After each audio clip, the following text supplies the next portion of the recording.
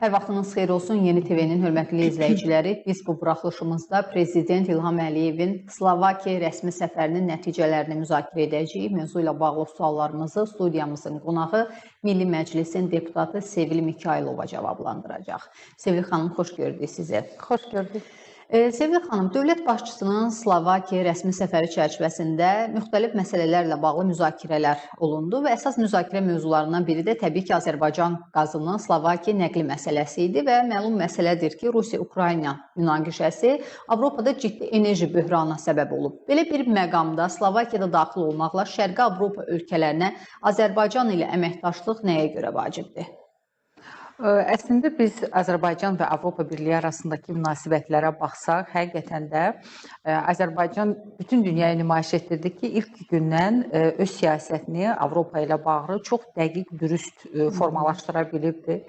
Və cənab Prezidentin Slovakiyaya səfəri və mən bunu xüsusi olaraq söyləmək istəyirəm ki, primitiv məsələlərin masa üzərində olduğu, kifayət qədər məzmunlu müqavilələrin imzalandığı və ümumilikdə Azərbaycanın Avropa ilə bağlı, məxsusi olaraq Slovakiya ilə bağlı vizyonunu bir parçasını əks etdirən bu səfər əslində Azərbaycanın xarici siyasətinin növbəti uğurlu bir addımı kimi dəyərləndirilməlidir. Və biz Azərbaycan və Slovakiya arasındakı enerji əməkdaşlığından danışırıq. Amma söyləmək lazımdır ki, Azərbaycan neft-qaz istehsalçısı olan bir dövlət kimi müstəqilliyini bərpa etdikdən sonra həqiqətən də Avropa ölkələri ilə enerji sahəsində kifayət qədər uğurlu bir əməkdaşlıq qura bilibdir. Və bu əməkdaşlığın nəticəsidir ki, əvvəllər bəlkə də bilirsinizmi, Azərbaycana qarşı münasibətdə bir qədər də demək istəyirəm, ikili standartların kifayət qədər yüksək səviyyədə olduğu və Azərbaycanın dəyərini bəzən bilərəkdən, bilməməkdən, anlamamaqdan gəlirdilər. Ancaq zaman, tarix göstərdi ki, ümumilikdə həm Avropa Komissarlığı, həm Avropa Birliyinin özü, Avropa Birliyinə daxil olan ölkələr, hətta Avropa Birliyinə daxil olmayan və Avropada yerləşən ölkələr də Azərbaycanın potensialını zamanında düzgün dəyərləndirsəydilər, bəlkə də indiki qarşılaşdıqları problemlərin səviyyəsi, miqyası da bu dərəcədə böyük olmazdı. Və mən xüsusi olaraq diqqətinizi bir məsələyə cəlb etmək istəyirəm ki, Azərbaycan Cənub qaz dəhlizini irəliyə aparanda çox böyük skeptisizm var idi və düşünürdülər ki, bu layihə həyata keçməyəcək, keçsə də onun effektivliyi olmayacaq, Azərbaycanın o qədər qaz ehtiyatları yoxdur və ümumiyyətlə qaz ehtiyatları olsa belə bu layihəni həyata keçirməyəni ilkin anda nə qədər siyasi cəhətdən düzgündür? Çünki burada İran faktoru var, burada Rusiya faktoru var, hər ikisi qaz ixracatçısı olan ölkələrdir və kiçik Azərbaycan və böyük dövlətlər, hansılar ki, şimaldan və cənubdan Azərbaycanı əhatə edir, ümumilikdə icazə verəcəklərmi belə bir layihə həyata keçirsin? Layihə kifayət qədər maliyyə tutumlu layihə idi, bildiyiniz kimi və bunun investisiya yatırımı məsələsi də var idi. Və biz bu layihəni irəliyə çəkəndə hansı ölkələr ki, bugün fayda götürür, onlar geriyə çəkildilər. Və layihəni siyasi dəstəkinə də ki, iqtisadi maliyyə dəstəyi göstərmədilər. Və o zaman Azərbaycan prezidenti net şəkildə bildirdi ki, bu layihə həyata keçəcəkdir. Və layihə həyata keçdi, bildiyiniz kimi, hətta pandemiya ilə idi, biz müharibəni yenicə bitirmişdik. 2020-ci ildə biz Cənub qaz layihəsinin son segmentini də həyata keçirdik və beləliklə də Azərbaycandan son İtaliyadır. İtaliyaya çatan bu kəmər əslində bugün Avropanın çox çətin bir dönəmində və biz bunu xüsusi olaraq söyləyirik ki, 2-ci Dünya müharibəsi, Birləşmiş Millətlər Təşkilatının yaranması və yeni düzənin formalaşmasından sonra Avropa Birliyi bugünkü qədər öz təhlükəsizliyinə, yəni söhbət burada sinirlərin, suverenliyin təhlükəsizliyindən getmir, eyni zamanda enerji təhlükəsizliyindən gedir ki, bu birbaşa olaraq iqtisadiyyatın, siyasətin, digər sahələrinə də çox ciddi şəkildə təsir göstərir və indi onlar anlayıblar ki, əgər vaxtında Azərbaycan bu dəhlizi yaratmasaydı, onda yəni bu günləri onların iqtisadi, siyasi vəziyyətləri də hansı səviyyədə olacaqdır. Və Slovakiya bu dövlətlərdən biridir, hansı ki, həqiqətən də enerji böhranı ilə üzləşmişdi. İqtisadiyyatı o qədər də onun bildiyiniz kimi zəngin deyil, çünki o da müstəqilliyini təxminən 30 ildir ki, qazanmış bir ölkədir. Əvvəllər Çexoslovakiyanın tərkibində olubdu. Sosialist düşərgəsi dağıldıqdan sonra, Sovetlər Birliyinin süqutundan sonra yaranmış Avropa daxilində bir ölkədir və kifayət qədər də təzyiqlər altında bir ölkədir. Yəni bu da artıq heç kimə sir deyildir. Və belə bir ölkəyə Azərbaycanın öz yardım əlini uzatması və əməkdaşlıq etmək istəməsi enerji sahəsində biz düşünürük ki, həm də Slovakiyanın suverenliyinə bir töhfədir, suverenliyinin möhkəmlənməsinə Azərbaycanın növbəti bir dəstəyidir. Çünki Avropa Birliyində olan ölkələr, yəni biz müşahidə edirik ki, zaman-zaman bu və digər şəkildə təzyiqlərə məruz qalır və elə Slovakiyanın baş nazirinin Azərbaycandan səfəri zamanı etdiyi çıxışından bir sitatı gətirmək istəyirəm ki, o Avropa Birliyi ailəsində kiçik dövlətlərə qarşı nə qədər qərəzli bir münasibətin olduğunu, yəni açıq şəkildə bəyan etmişdi. Və qaydandan sonra bilirsiniz ki, ona qarşı sui-qəsd oldu Avropada. Yəni biz burada paralellər aparmaq fikrimiz yoxdur. Amma söyləmək istəyirik ki, o kifayət qədər cəsarətli bir liderdir və düşündüklərini açıq şəkildə bildirir. Və Slovakiyanın suverenliyinin qorunması, müstəqilliyinin qorunması Fica'nın dövlət siyasətinin əsas xətti kimi keçir və belə görünür ki, bu siyasəti möhkəmləndirmək üçün və irəliyə aparmaq üçün də ona elə Azərbaycan kimi etibarlı tərəfdaşlar lazımdır və Avropa məkanında da kifayət qədər təzyiqlərə məruz qaldığı üçün belə görünür ki, nəsə Azərbaycanla enerji sahəsində ilk olaraq, amma eyni zamanda biz səfər çərçivəsində də gördük ki, digər sahələrdə də Azərbaycanla əməkdaşlıq etmək istəyir.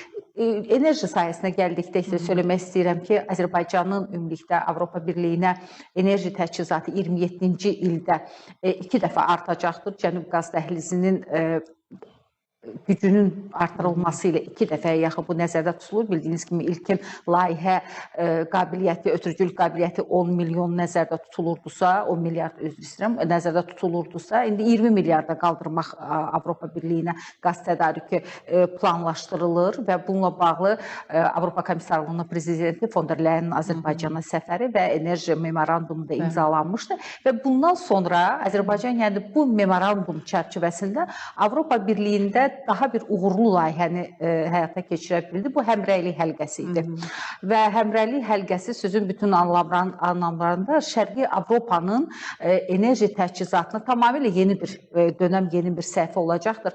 Biz Slovakiyada daxil olmaqla bir sıra ölkələrlə artıq yaşıl enerjinin ixracı sahəsində Azərbaycandan əməkdaşlığa başlamışıq və gözləntilərimiz də odur ki, bugün ümumilikdə dünyada enerji məhsullarına olan tələbatın artması, xüsusilə elektrik enerjisində olan tələbatın artması Azərbaycanın bu sahədə də rolunu göstərəcəkdir ki, biz zamanında yaratdığımız o həcmlər, yəni biz təkcə neft, qaz məhsullarını ixrac etməyəcək, mazot ixrac etməyəcək, yəni enerji istehsalı üçün çox vacib olan bildiyiniz kimi xammaldır.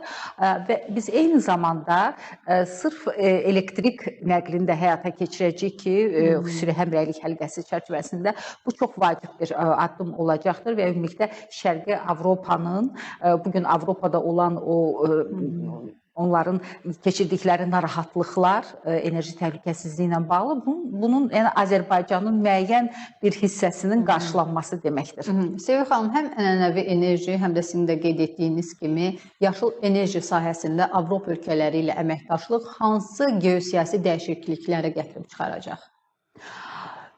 Bugün dünya özü transformasiya prosesini keçirir. Yəni biz ərəfəsi də demirik, çünki artıq transformasiya prosesi başlayıbdır. Gördüyünüz kimi dünyanın güc mərkəzlərinin kifayət qədər pərakəndə olması, dəyişməsi, yeni güclərin yaranması, bir sıra təşkilatlar barədə artıq onların dünyanın qlobal siyasi gündəliyinə getməsi ilə bağlı çağırışlar, digər qlobal təsisatlarda islahatların aparılmasının vacibliyinin bildirilməsi, bu onu göstərir ki, artıq zaman yetişib və elə bir tarixi kəsimdəyik ki, mütləq şəkildə bu proses irəliyə gedəcəkdir.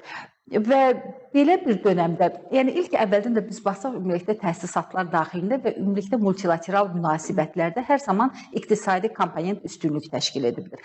Çünki ölkənin həm hərbi gücünü, həm iqtisadi gücünü, həm siyasi gücünü və ümumilikdə onun inkişafının meyarı birbaşa olaraq onun iqtisadi inkişafının göstəricilərindən keçir. Yəni biz öz timsalımızda da bunu görmüşük. Zamanında Azərbaycan neft gəlirlərini düzgün investisiya etməsəydi ölkənin milli inkişafı üçün biz 2020-ci ildəki qələbəmizi də qazana bilməzdik və bugün biz qürurla danışdığımız Avropa Birliyi ilə bərabər hüquqlu münasibətlərin qurulmasından da danışa bilməz. Eləcə də digər dövlətlərin. Yəni belə olan halda biz düşünürük ki, Azərbaycan çox düzgün şəkildə vaxtında həm enerji layihələrini apara bilib, söhbət təkcə neft-qaz istehsalından da getmir. Burada biz nəqliyyat kəmərləri sxemini çox gözəl, uğurlu şəkildə həm yaratmışıq, həm də ki, onu inkişaf etdirə bilmişik. Və bu nəyin hesabına olub?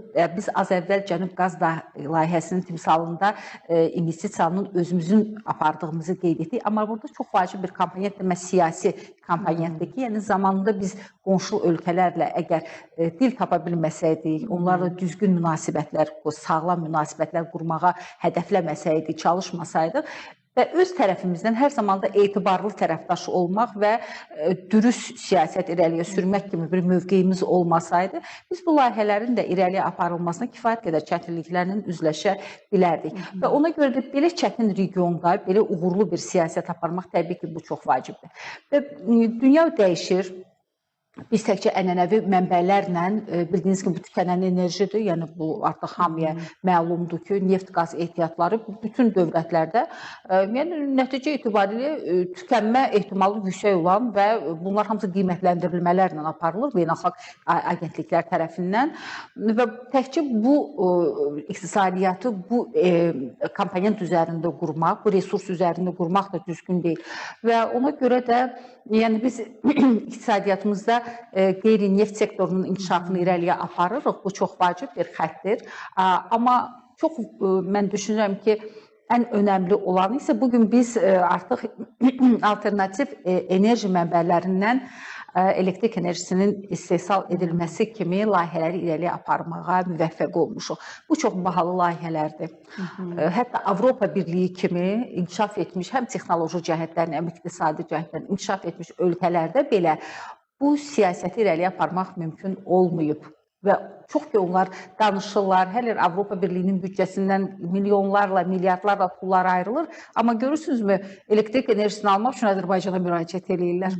Və Azərbaycan artıq öz ərazisində həm günəş enerjisi, həm külək enerjisi, eyni zamanda bildiyiniz kimi istilik termo ehtiyatlar hesabına qazanılan enerji. Yəni bütün bunları Azərbaycan artıq öz iqtisadiyyatına daxil edə bilibdir. Və misal olaraq biz Mazdarla imzaladığımız layihələr bu dünyanın ən aparıcı yaşıl iqtisadiyyata ixtisaslaşan şirkətidir. Və gördüyünüz kimi biz necə ənənəvi enerji mənbələrimizi inkişaf etdirəndə dünyanın nömrə 1 şirkətlərinə müraciət etmişdik, xüsusən offshore şirkətlərinə, burada British Petroleum-u dəvət etdik zamanında. Ona görə ki, məhz yeni texnologiyalar, sərrast iqtisadi hədəflər bizim bugün neft sektorumuzun belə uğurlu inkişafına gətirib çıxara bilərdi, maneəsiz. Və ona görə də biz yaşıl iqtisadiyyatın inkişafında da məhz bu yolu seçdik. Yenə dünyanın ən öndə gedən şirkətləri, onlarla biz əməkdaşlığa imza atdıq və bugün Azərbaycan artıq əminliklə söylüyor ki, əgər BMT-nin minilliyin inkişaf hədəflərində 2030-cu ilə gələr istehlak səbətində 30% qaldırmaq lazımdırsa, yəni bu hədəflənirsə yaşıl alternativ enerjinin payını, Azərbaycan prezidenti dəfələrlə qeyd edib ki, biz 40%-ə qədər bu hədəfə çatacağıq. Çünki Azərbaycan həqiqətən də bu sahədə çox böyük uğurlar qazanıbdır və yenə də mən bunu xüsusi qeyd etmək istəyirəm. Bu kifayət qədər büdcə tələb edən layihələr idi və niyə görə Avropa buna getmir? Yəqin ki, burada həm də enerji enerjinin rasionallığı məsələsi var. İqtisadiyyat üçün əlavə yük yaradır. Görünür ki, bu baxımdan onlar hələ ki bu yolu seçə bilmirlər. Amma o halda baş verir ki, onların buna daha çox ehtiyacları var. Yəni belə çıxır ki, Azərbaycanın neft-qaz sahəsində əldə etdiyi uğurlar məhz yaşıl enerji müstəvisində də davam edəcək. Yəni Təbii. Bəli.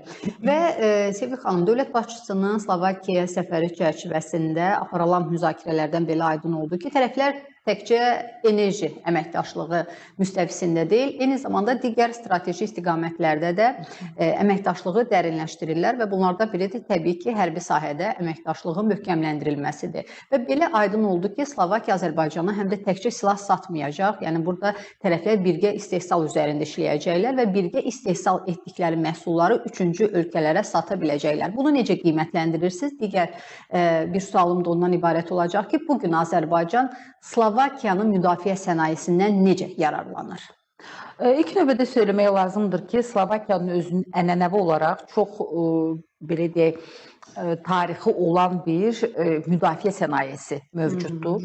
Və biz əgər baxsaq həm 2-ci Dünya müharibəsində, həm 2-ci Dünya müharibəsindən sonra yenə o vaxtda Çexoslovakiya idi söylədiyimiz kimi, amma yenə də burada xüsusi olaraq tank istehsalı, yəni onlar bildiyiniz kimi daha çox avtomobil sənayesində ixtisaslaşırlar və bu iqtisadiyyatın bu sahəsi, müdafiə sənayesinin, yəni daha dəqiq desə bu sahəsi çox inkişaf etmişdi. Və bu gün də Slovakiya, yəni ümumilikdə müdafiə məhsullarının istehsalı sahəsində uğurlu bir tərəfdaş kimi nəzərdən keçirilir. Və Azərbaycanın bilirsiniz, öz tərəfdaşlarında məhz doğru potensialı dəyərləndirmək, yəni bu sahədə bizim əməkdaşlığımız uğurlu ola bilər və ona görə də biz bu sahəni seçdik. Birgə müəssisələrin yaradılması bu çox vacibdir. Yəni həm logistika baxımından bildiyiniz kimi Avropa düzdür, Avrasiya materikinin, yəni şimal qərbində yerləşir.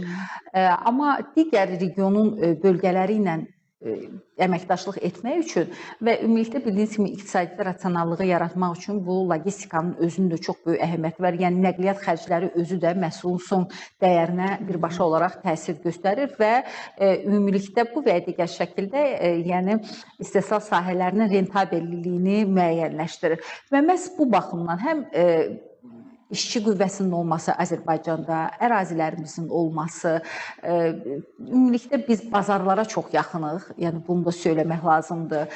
Logistikamız inkişaf edib və etməkdədir. Orta dəhlizin inkişaf etdirilməsi ilə, həyata keçirilməsinə düşünürəm ki, Azərbaycanın əhəmiyyəti daha da artacaqdır.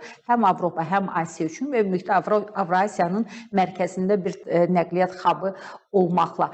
Və əgər ənənəvi ixtisaslaşmış bir sənaye sahəsi varsa, niyə də onu Azərbaycana gətirməmək və yaxud da ki, Azərbaycan bugün hədəfləyib, bildiyiniz kimi Azərbaycan prezidenti dəfələrlə qeyd edib ki, müdafiə sənayesinin inkişaf etdirilməsi Azərbaycan hökumətinin bugün əsas deməli prioritet istiqaməti kimi nəzərdən keçir. Niyə? Çünki bazarda böyük bir ehtiyac var. Və iqtisadi amillər nəzərdən keçirilərkən yenə də faydalılıq əmsalı əsas götürülür və bu sahənin faydalılığı çox vacibdir. Yəni biz ona görə Slovakiyanı bu sahədə tərəfdaş ölkə kimi görürük. Eyni zamanda biz əgər baxsaq yenə də Avropa daxilində gedən proseslərə, burada bir iqtisadi, düzdür çox deyil, bunu da qeyd etmək lazımdır. Hazırda 1%-ə qədərdir, amma önümüzdəki illərdə artacağı da müşahidə oluna bilər. Çünki söylədiyimiz kimi enerji çatışmamazlığı və bahalı enerjinin alınması nəticə etibarilə Avropa Birliyi ölkələrinin iqtisadiyyatına və ümumilikdə Avropa Birliyinin iqtisadiyyatına da təsirsiz ötüşmür və ötüşməyəcəkdir. Ona görə də Slovakiyanın bir sıra hallarda elə Avropa Birliyi daxilində qarşılaşdığı o demping siyasətləri onu da ətrafda özünə tərəfdaş atmağa vadar edən səbəblərdən biridir və Azərbaycan bu mənada çox uğurlu tərəfdaş kimi nəzərdən keçirilir və biz düşünürük ki, ümumilikdə Azərbaycanın özünün də malik olduğu coğrafiyadakı tərəfdaşları ilə birlikdə Slovakiyada burada uğurlu bir iqtisadi istiqaməti götürə bilər. Və biz bugün artıq yenə də dünyada gedən proseslərin fonunda baxsaq, elə dünyanın iqtisadi xəritəsində də dəyişiklikləri sezirik.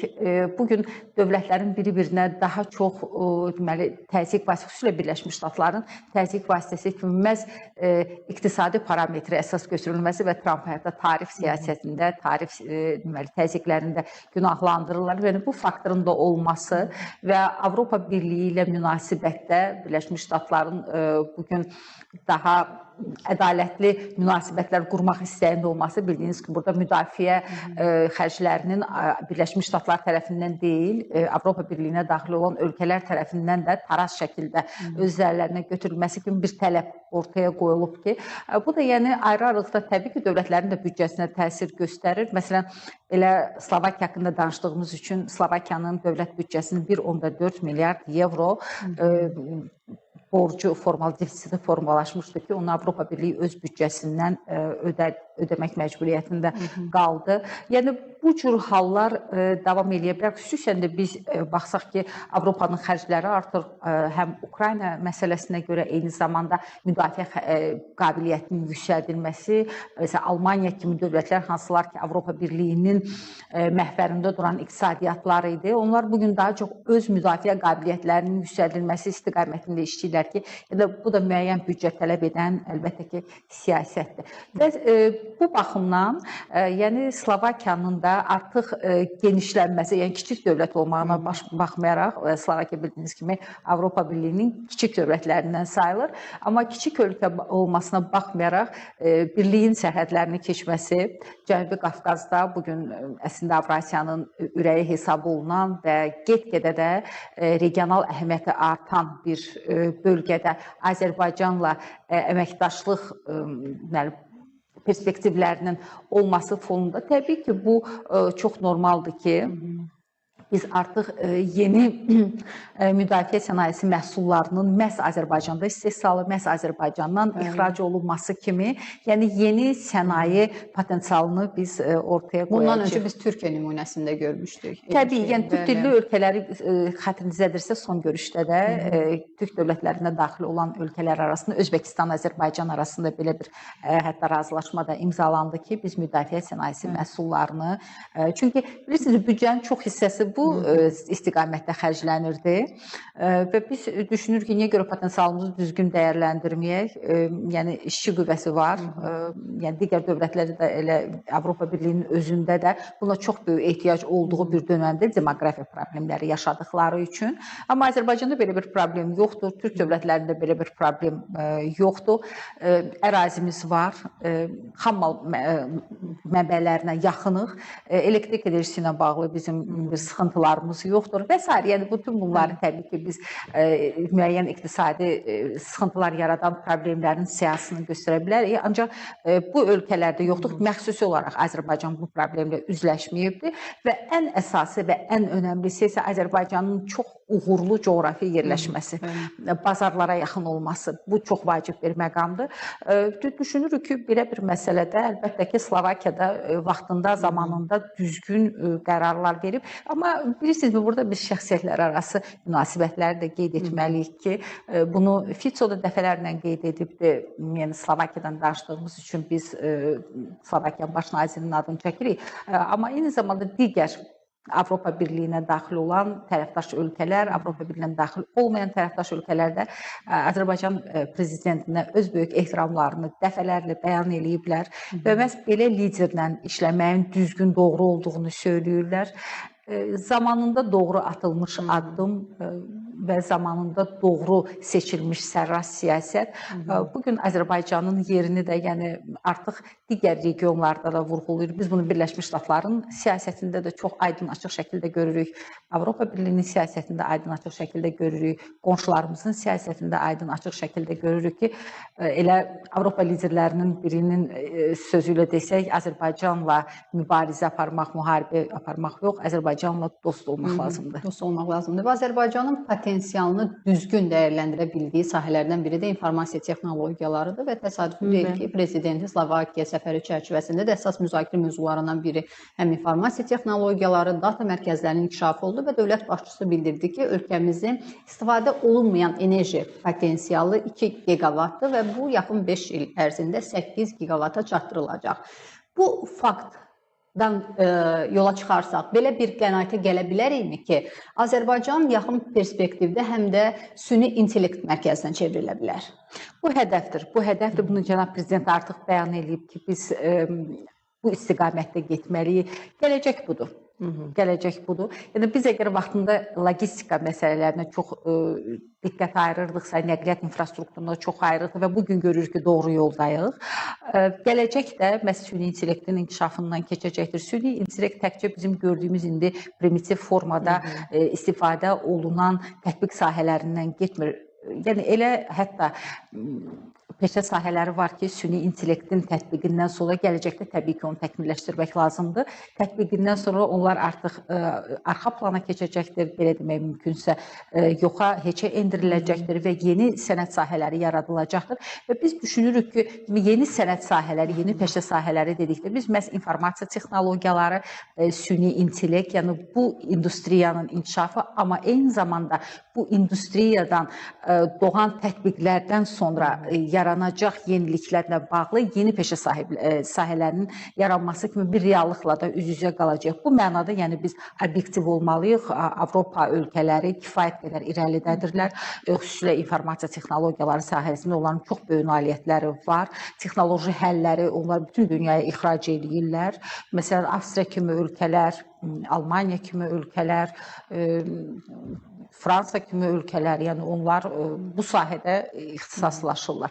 Ona görə də düşüncəmizə görə, yəni Azərbaycanın bu ölkələrlə də əməkdaşlığı, çünki biz bu sahəni inkişaf etdirməliyik. Yəni bizdə bunun yüksək inkişaf etdiyini söyləyə bilmərik. Biz bu sahəni inkişaf etdirməliyik. Mütəxəssislərimiz olmalıdır və ona görə də bu sahədə artıq biz təhsil istiqamətində seçməliyik ki, yəni Azərbaycanlı gənclərin müvafiq universitetlərdə və yaxud da ki, trening mərkəzlərində olması, burada tədris proseslərində iştirak etmələri, sertifikatlaşdırılmaları bu çox vacibdir. Yəni bu beynəlxalq təcrübəni də biz əldə edək ki, gələcəkdə milli sənaye sahələrində bu sahələr geridə qalmayaq. Çünki geridə qalmaq, inkişafdan geridə qalmaq olacaqdır və siz fikir versəniz, Avropa Birliyi ölkələrlə, elə təkcə Avropa yox, elə Birləşmiş Ştatlarla imzaladığımız memorandumda da bu öz strateji inkişaf planı